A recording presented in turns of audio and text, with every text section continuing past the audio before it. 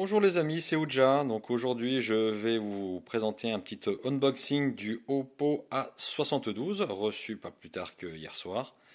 Donc concernant la boîte en carton, rien de particulier. Quoique celui-ci est quand même assez attrayant. Déjà, on annonce dès le début, voilà, 4 Go de RAM et 128 Go de stockage interne. Bon, ça laisse présager comme quelque chose de déjà pas mal. Et donc, juste pour information, ce téléphone Oppo A72 est vendu actuellement au prix de 259 euros.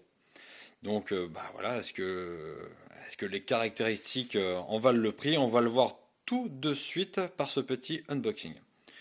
Donc, pour tout vous dire, j'ai déjà commencé un petit peu à le déballer. Voilà.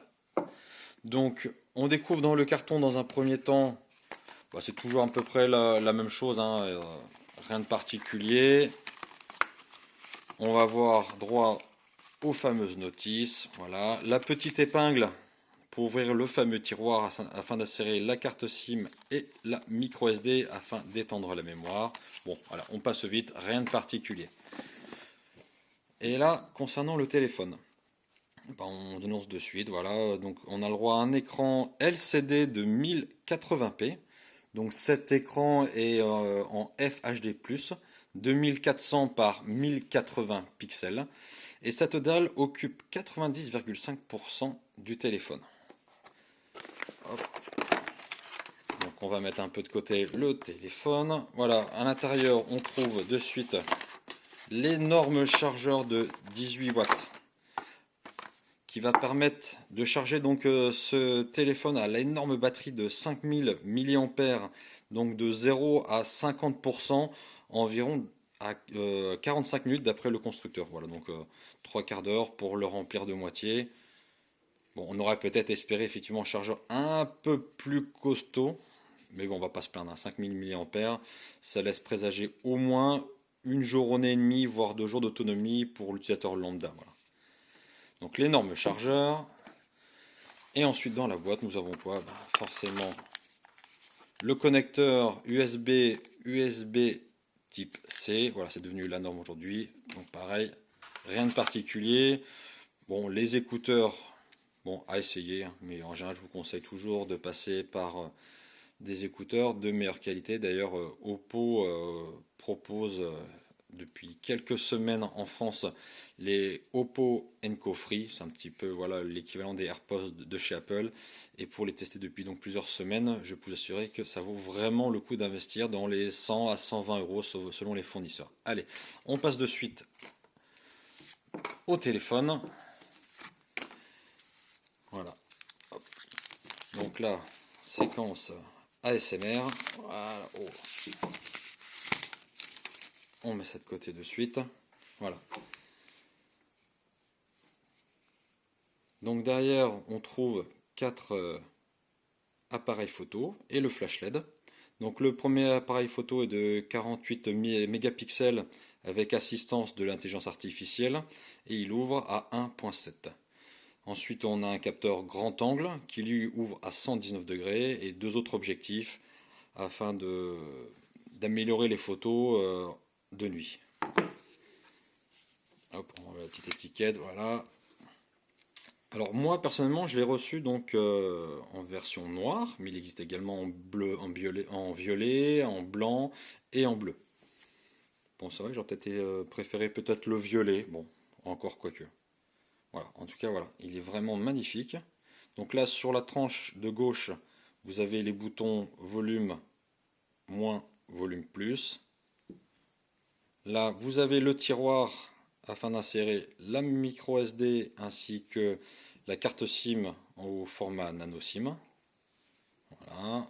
Sur le côté droit du téléphone, donc là vous avez le bouton marche arrêt et qui sert également de lecteur d'empreintes digitales. Ensuite en haut vous avez le capteur à selfie de 16 mégapixels. Voilà, donc rien de particulier de ce côté-là. Et sinon en bas, donc là, bonne nouvelle, vous avez la présence du port jack 3.5, le micro, donc le fameux USB type C qui est en bas pour la charge rapide. Et ce qui n'est pas assez fréquent dans cette gamme de prix de 259 euros, c'est le fait d'avoir également le son stéréo. C'est-à-dire que là, vous avez un son stéréo en haut et en bas. Voilà, donc deux haut-parleurs pour restituer le son stéréo, sachant que ce son stéréo est certifié Dirac ainsi que ARS Audio. Voilà. Donc moi j'ai déjà configuré le téléphone pour gagner un petit peu de temps, c'est un petit peu le principe aussi, pour pas trop vous faire patienter. Après voilà, on remarque vraiment les reflets, ils sont vraiment magnifiques. C'est vraiment très très très très très joli. Voilà. Bon, par contre, il a tendance légèrement à récupérer un petit peu la poussière. Voilà, la coque est un peu électrostatique. Ce téléphone pèse 192 grammes, mais bon, je le trouve plutôt bien équilibré.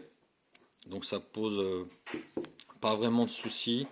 Et concernant le gabarit, il est assez équivalent au Oppo X-Find X2 Neo.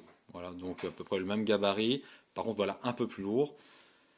Et là, vous avez donc une dalle LCD en lieu et place de la dalle OLED dans la gamme Find X2. Mais bon. Le lecteur d'empreintes, voilà, donc comme je vous l'ai dit, il est sur le côté au niveau du bouton marche arrêt. Voilà, il suffit d'appuyer. Ah, là, il ne me reconnaît pas.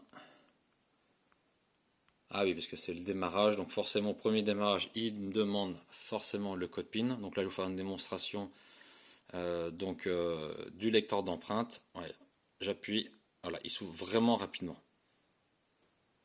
Il n'y a vraiment aucun souci. Voilà. Alors j'avoue que ce positionnement sur le côté, j'avoue que c'est le premier téléphone que je teste qui l'a. Donc j'étais habitué au lecteur d'empreintes qui se trouvait en général soit en bas dans la partie inerte du téléphone, soit sous l'écran. Mais non, je le trouve vraiment sympa. C'est vrai qu'il se déconnecte très facilement. Non, franchement, c'est impressionnant. C'est vraiment très très très agréable.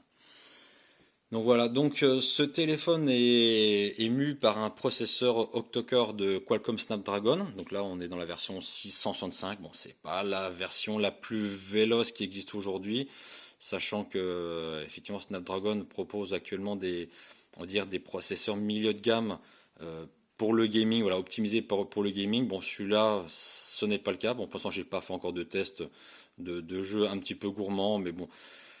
Quand je vois mon ancien téléphone qui a 2 ou 3 ans, qui est capable de faire tourner la plupart des jeux, certes peut-être pas en haute résolution, mais bon, ça fonctionne quand même pas trop mal. Celui-ci ne devrait pas avoir trop de mal pour y arriver à faire tourner tous ces jeux. Donc vraiment aucun souci. Donc voilà. Donc maintenant, concernant la fluidité, bon bah quand on passe de fenêtre en fenêtre, il n'y a pas vraiment de souci. Là, quand j'ouvre Twitter, alors je trouve c'est une différence. Quand on a goûté au Oppo Find X2 Pro que j'ai testé donc pas plus tard qu'environ 10 jours, voilà, qui tournait en 120 Hz pour le rafraîchissement de l'écran. Bon, là, on sent que ça accroche légèrement au niveau du défilement. Là, si on veut vraiment faire, voilà, si on veut défiler rapidement, ça fonctionne. Mais c'est vrai que quand on est habitué à mieux, c'est dur un petit peu de revenir en arrière. Voilà. Donc voilà, là c'est juste un petit unboxing. Si vous voulez suivre mon test, parce que voilà, je vais tester et je vais donc au fil du jour mettre des commentaires par-ci par-là. Donc là c'est simple, vous me suivez sur Twitter, c'est Ouja13, voilà.